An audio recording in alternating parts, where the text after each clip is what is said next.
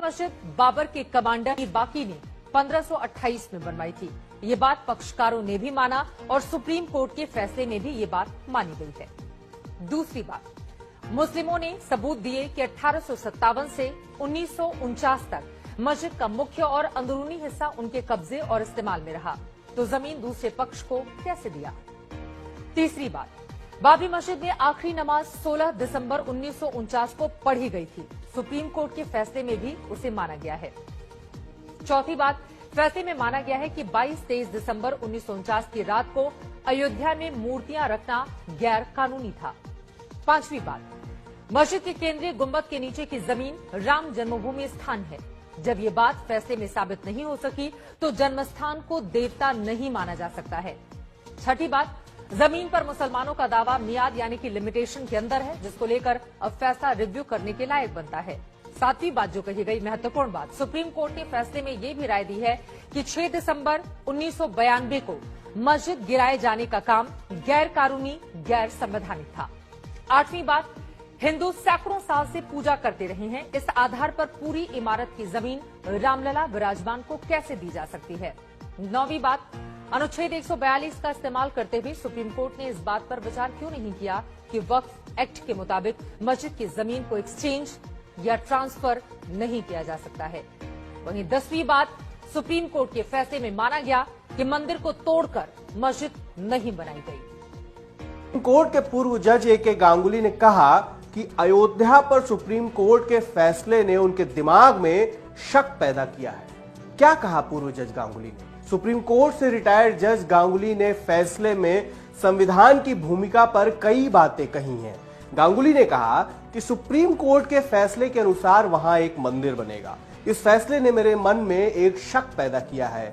संविधान के एक स्टूडेंट के तौर पर मुझे इसे स्वीकार करने में थोड़ी दिक्कत हो रही है। 1856-1857 में भले नमाज पढ़ने के लिए सबूत ना मिले हों, लेकिन 1949 से यहां नमाज पढ़ी गई है, इस बात का सबूत है।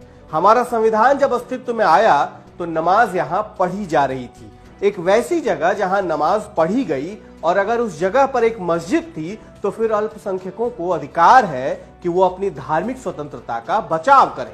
संविधान में लोगों को इसका मौलिक अधिकार मिला हुआ है। जस्टिस गांगुली ने सुप्रीम कोर्ट के फैसले पर सवाल उठाते हुए कहा, अब सुप्रीम कोर्ट ने वहां मंदिर बनाने की अनुमति दे दी है। यह अनुमति इस आधार पर दी गई है कि जमीन रामलला से जुड़ी थी। सदियों पहले जमीन पर मालिकाना हक किसका था, क्या इसे सुप्रीम कोर्ट तय करेगा? सुप्रीम कोर्ट क्या इस बात को भूल जाएगा कि जब संविधान आया तो वहां एक मस्जिद थी? संविधान में प्रावधान है और सुप्रीम कोर्ट की जिम्मेदारी है कि वो उसकी रक्षा करे। क्या है सुप्रीम कोर्ट की जिम्मेदारी? Retired justice A K. गांगुली ने यह बताया, संविधान के अस्तित्व में आने से पहले वहां क्या था, यह तय करना सुप्रीम कोर्ट की जिम्मेदारी नहीं है। उस समय भारत कोई लोकतांत्रिक गणतंत्र नहीं था।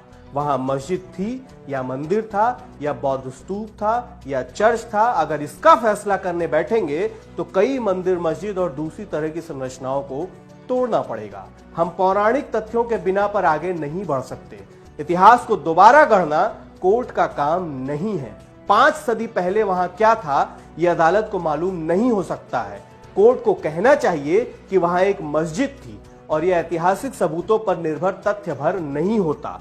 मस्जिद को तो सबने देखा था, जो स्थिति थी उसी को बहाल किया जाना चाहिए था। अगर उन्हें मस्जिद का अधिकार नहीं है तो फिर आप सरकार को मस्जिद के लिए 5 एकड़ जमीन देने का आदेश कैसे दे सकते हैं, जबकि आपने तो माना था कि मस्जिद का विध्वंस ठीक नहीं था। गांगुली के हिसाब से क्या होता सही फैसला? रिटायर्ड जस्टिस गांगुली ने बताया कि सही फैसला उनके हिसाब से क्या होता।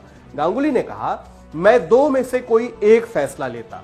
या तो मैं उस क्षेत्र में मस्जिद को दोबारा बनाए जाने को कहता, या अगर जगह विवादित है तो मैं कहता कि वहां न तो मस्जिद बनेगी और न ही मंदिर बनेगा। आप वहां कोई अस्पताल या स्कूल बना सकते हैं। मंदिर और मस्जिद दूसरे इलाकों में बनाने को कहा जा सकता था। जमीन हिंदुओं को नहीं दी जा सकती, यह विश्व हिंदू परिषद या बजरंग दल का दावा था। ऐसे में तो वो किसी भी मस्जिद को गिरा सकते हैं। पहले उन्हें सरकार से समर्थन मिल रहा था, अब न्यायपालिका से मिल रहा है। मैं बहुत चिंतित हूं। बहुत से लोग इस बात को इतने साफ ढंग से नहीं कहेंगे। कौन है ये रिटायर्ड जस्टिस अशोक कुमार गांगुली?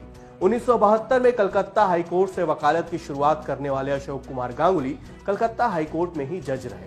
वहां से बतौर जज पटना हाईकोर्ट पहुंचे। 2 बार कलकत्ता हाईकोर्ट के कार्यकारी चीफ जस्टिस भी रहे।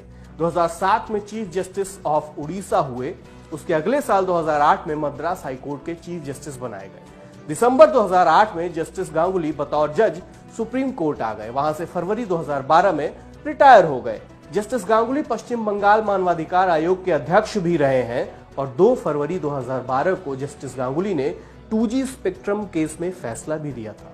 अगर आप ये वीडियो फेसबुक पर देख रहे हैं तो हमारे पेज को लाइक कर दीजिए, यूट्यूब पर है तो चैनल को सब्सक्राइब कर लीजिए और हमारा एंड्रॉइड ऐप तो आ ही चुका है, उसे डाउनलोड कर लीजिए। मैं हूं सुमित और कैमरे के पीछे मेरे साथ हैं रूहानी। शुक्रिया।